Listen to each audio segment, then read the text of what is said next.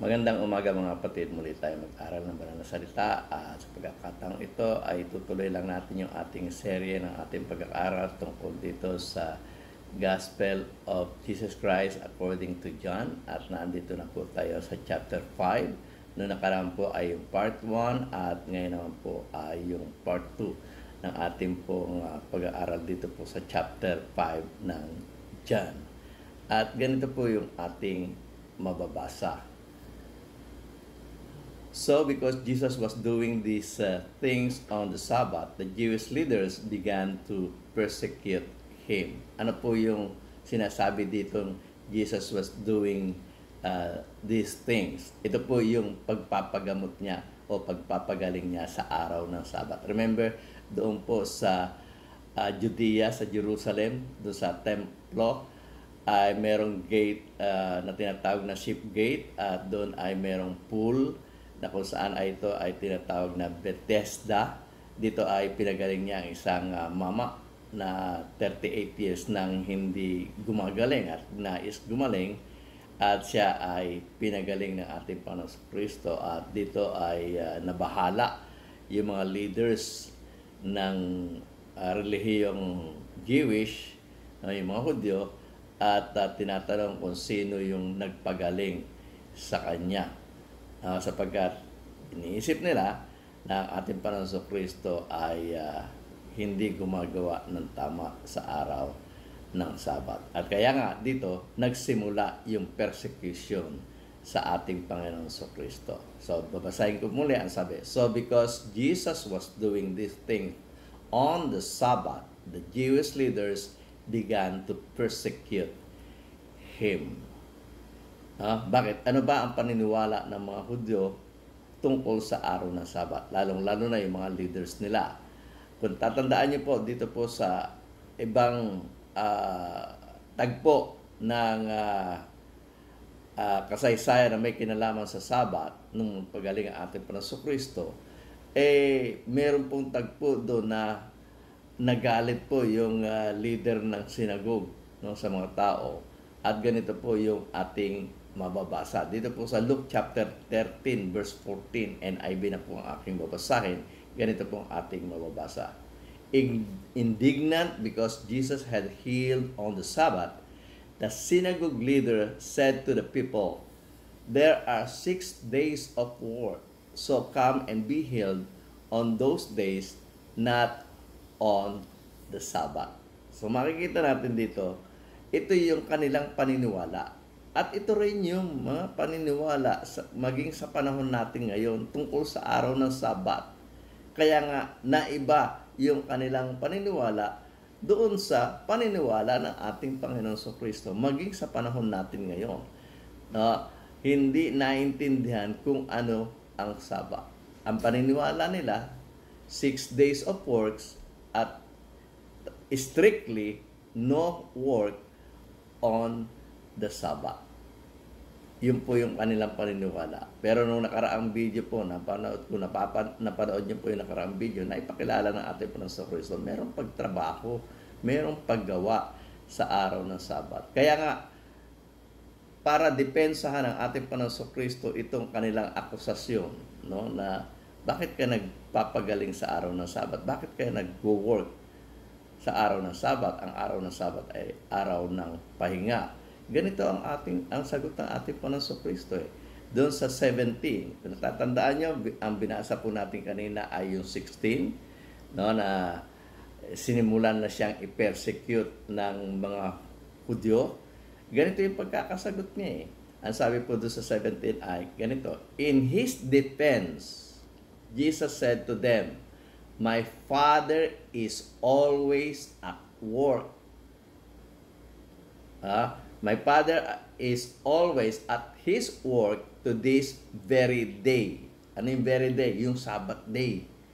No? Nagtatrabaho ang aking Ama maging sa araw na ito. Ano sabi niya? My Father is always at His work to this very day, and I too am working. So sabi ng ating Panginoon Kristo, yung aking Ama patuloy na nagtatrabaho maging sa araw na ito. At ako rin ay napatuloy na gumagawa, patuloy na nagtatrabaho. So, kahit na araw ng Sabat, ang Ama na nasa langit nagtatrabaho. Kahit araw na ng Sabat, ang Anak na nandito sa lupa ay patuloy na nagtatrabaho. Sa verse 18, ganito po ang ating mababasa. So, ito yung tagpo na kung saan pinipersecute na nga siya at dito ay inisip na siya ay patayin. Ang sabi po doon sa 18 ay ganito, "For this reason, they tried all the more to kill him." So sa kanilang persecution, dumating na po sa punto na gusto na nilang patayin ang ating Panginoon Kristo. Bakit? Bakit gusto nilang patayin? Ang sabi po, muli natin basahin, "For this reason, they tried all the more to kill him. Not only was he breaking the Sabbath." Ano akusasyon nila? Binebreak niya ang ating Panginoon Kristo yung araw ng Sabat. Ano pa? "But he was even calling God his own Father, making himself equal with God." So dito po sa ating nabasa, dalawa po yung akusasyon nila. Kaya pinipersecute nila ang ating Panginoon Kristo. Kaya gusto nilang patayin ang ating Panginoon Kristo. Naniniwala ang mga Hudyo, may dalawang bagay na na-violate ang ating Panginoon Kristo. At ito po yung breaking of the Sabbath, violating the Sabbath day, at yung pong making himself equal with God. Ano po ba yung Sabbath? Kung tatandaan nyo, ang Sabbath po ay isa sa mga 10 utos na binigay ng Diyos, ipinagkatiwala ng Diyos kay Moses para sa mga Hudyo. So ito po ay isang kautusan. At kung ito'y kautusan, kung ikaw ay magba-violate dito, siguradong ikaw ay may kasalanan. Pero ano po ba ang sinasabi ng Banal na Kasulatan tungkol sa pamumuhay ng ating Panginoon Kristo dito po sa mundo? Basahin po natin doon sa Hebrews chapter 4 verse 15. NIV na rin po ang aking babasahin. Ganito po ang ating mababasa. "For we do not have a high priest who is unable to empathize with our weaknesses, but we have one who has been tempted in every way, just as we are. Yet he did not sin." Kung ang ating Panginoon Kristo ay binibigyan ng testimonya, ito sumulat ng aklat ng Hebrew na walang nagawang kasalanan at hindi nagkasala, natural, wala siya kahit anumang batas ang kanyang na-violate. Sapagat ang kahulugan po ng kasalanan ay mababasa po natin doon po sa 1 John chapter 3 verse 4. Ganito po ang ating mababasa. "Whosoever committed sin transgresseth also the law. For sin is the transgression of the law." So may nalabag ba na kasalanan o may nalabag bang kautusan ng ating Panginoon Kristo? Ayon po sa sumulat, wala po siyang kasalanan. Therefore, wala po siyang nalabag kahit isang kautusan, kahit yung araw ng Sabat. At ganito rin po yung ating mababasa dito po sa 1 Peter chapter 2 verse 21 to 22. At sabi nga sundan natin yung yabag ng ating Panginoon Kristo, yung hakbang ng ating Panginoon Kristo, yung pamumuhay ng ating Panginoon Kristo. At paano ba namuhay ang ating Panginoon Kristo dito sa mundo? Sabi po sa 21 ay ganito, "To this you were called because Christ suffered for you, leaving you an example that you should follow his steps.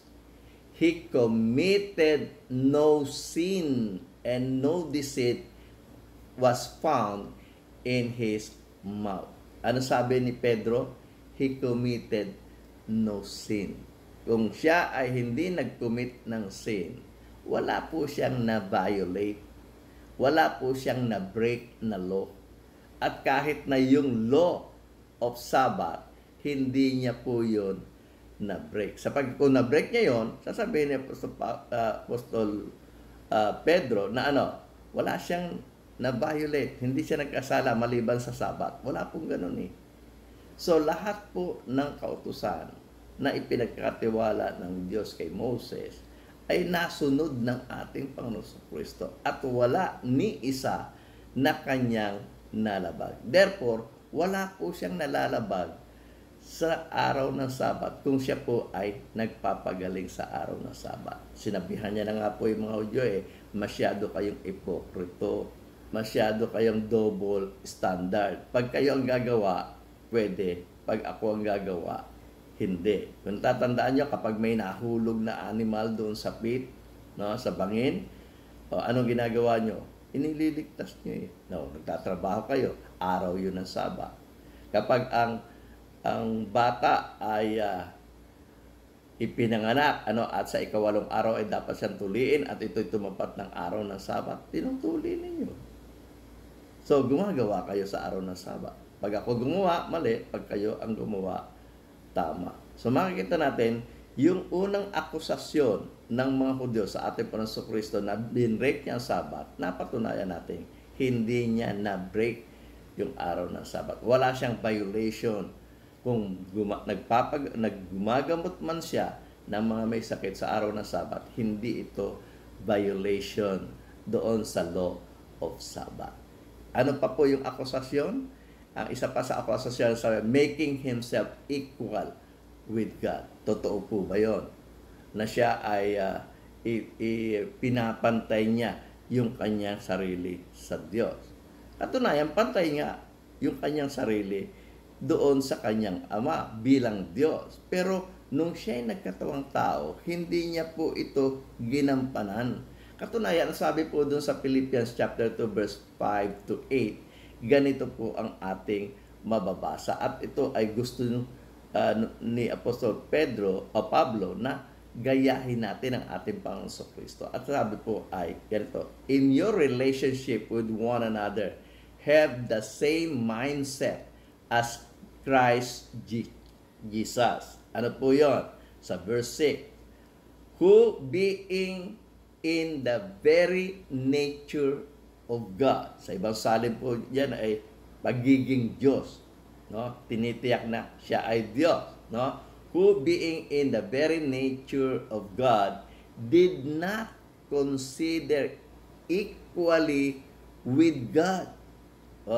So yung akusasyon na ipinapantay ng ating Panginoon yung kanyang sarili sa Diyos, hindi po. No? Hindi niya kinonsider na equal siya sa God. Bagamat siya ay equal sa God, hindi niya kinonsider na equal siya sa Diyos. Who being in very nature God did not consider equally with God something to be used to his own advantage. Rather, he made himself nothing by taking the very nature of a servant, being made in human likeness, and being found in the appearance as a man, he humbled himself by becoming obedient to death, even death on the cross. So makikita natin dito, hindi kailanman ipinantay ng ating Panginoon Kristo o Panginoong Jesus ang kanyang sarili sa Diyos nung siya ay narito sa lupa bilang tao. Basahin po natin sa Tagalog. Ang sabi po ng Banal na Kasulatan ay ganito, magkaroon kayo sa inyo ng pag-iisip na ito'y na kay Kristo Jesus din naman, na siya bagamat nasa anyong Diyos, sa ibang salin, bagamat siya'y Diyos, ay hindi niya inaring isang bagay na nararapat panangnan ang pagkapantay niya sa Diyos. Pantay o hindi? Pantay po.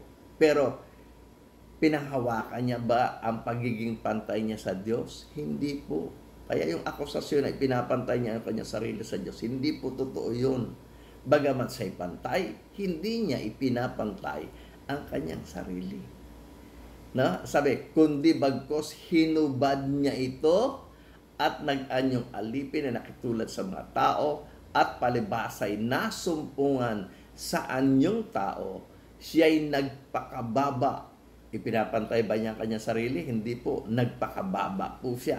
Nagpakababa sa kanyang sarili na nagmasunurin hanggang sa kamatayan. Oo, sa kamatayan sa krus. Kaya makikita natin, dito po, yung dalawang akusasyon ng mga Hudyo sa ating Panginoon Kristo kung bakit gusto nilang i-persecute ang ating Panginoon Kristo, gusto nilang patayin ang ating Panginoon Kristo.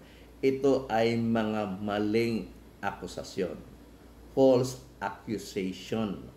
Yung pong ginagawa nila sa ating Panginoon Kristo. Hindi po kailanman nag-violate ang ating Panginoon Kristo sa araw ng Sabat. Hindi rin kailanman ipinantay ng ating Panginoon Kristo ang kanyang sarili sa Diyos nung siya'y nandito sa lupa. Bagamat siya'y in the very nature ay pantay siya bilang Diyos sa kanyang amang Diyos. Ganito pa po ang mababasa natin sa ibang salit ng Biblia sa Tagalog, doon po sa ating binasa kanina, doon sa Philippians chapter 2 verse 5 to 6. Ganito po ang ating mababasa. Naway magkaroon kayo ng kaisipan na tulad ng kay Kristo Jesus. Kahit taglay niya ang kalikasan ng Diyos, hindi niya ipinagpilitang manatiling kapantay ng Diyos. Sa halip kusan niyang binitawan ang pagiging kapantay ng Diyos at namuhay ng isang alipin. Ipinanganak siyang bilang tao. At nang siya'y maging tao, anong ginawa niya?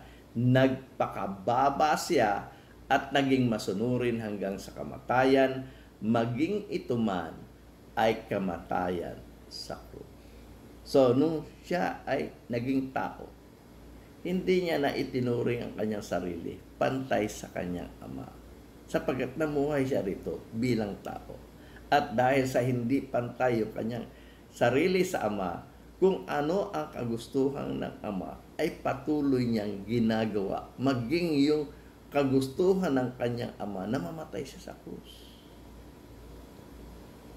Kaya nga, hindi totoo yung mga akusasyon ng mga Hudyo sa kanya. At mali yung kanilang ginagawang persecution sa ating Panginoon Kristo. Mali yung kanilang kaisipan na gusto nilang patayin ang ating Panginoon Kristo dahil lamang sa mali nilang akala. At ganyan rin ang nangyayari sa panahon natin ngayon. Doon sa mali nilang akala ay pine-persecute nila yung ibang mga mangangaral na iniisip nilang nagtuturo ng mali. Pero hindi nila pinag-aaral ng mabuti ba na kasulatan para sa ganun malaman nila hindi ito nagtuturo ng mali, kundi itinuturo nito yung tama. Ganon rin po ang ating Panginoon Kristo. Wala pong ginawang paglabag ang ating Panginoon Kristo sa araw ng Sabat. At kailanman, nung siya'y naging tao, hindi niya itinuring na pantay siya sa kanyang ama. Bagamat yung kanyang nature ay tunay na siya'y kapantay ng kanyang amang Diyos. Sana po ay may natutunan po kayo sa araw na ito at sana po ay patuloy niyong subaybayan ang seryeng ito na aking itinuturo dito po sa aking channel. At kung kayo po ay bago pa dito po sa aking channel, sana po ay mag-subscribe na po kayo at i-ring nyo na rin po yung bell, i-like nyo na rin po. At kung maaari ay i-share nyo na rin po ito sa inyong mga kaibigan at kung meron po kayong mga comment ay sana po ay mag-comment kayo at mag-suggest kayo. Muli, ito po si Nehemia Sayuhay, preacher ng Church of Christ at taos-puso po akong nagpapasalamat sa inyo. At sana po ay panoorin nyo na rin po ang mga video ito na sa inyong harapan. At kung gusto nyo mag-subscribe, pindutin nyo rin po itong bilog na sa gitna para kayo ay makasubscribe. At kung i-ring nyo yung bell, ay kayo po ay manonotify. Muli, maraming salamat po sa inyong pakikinig.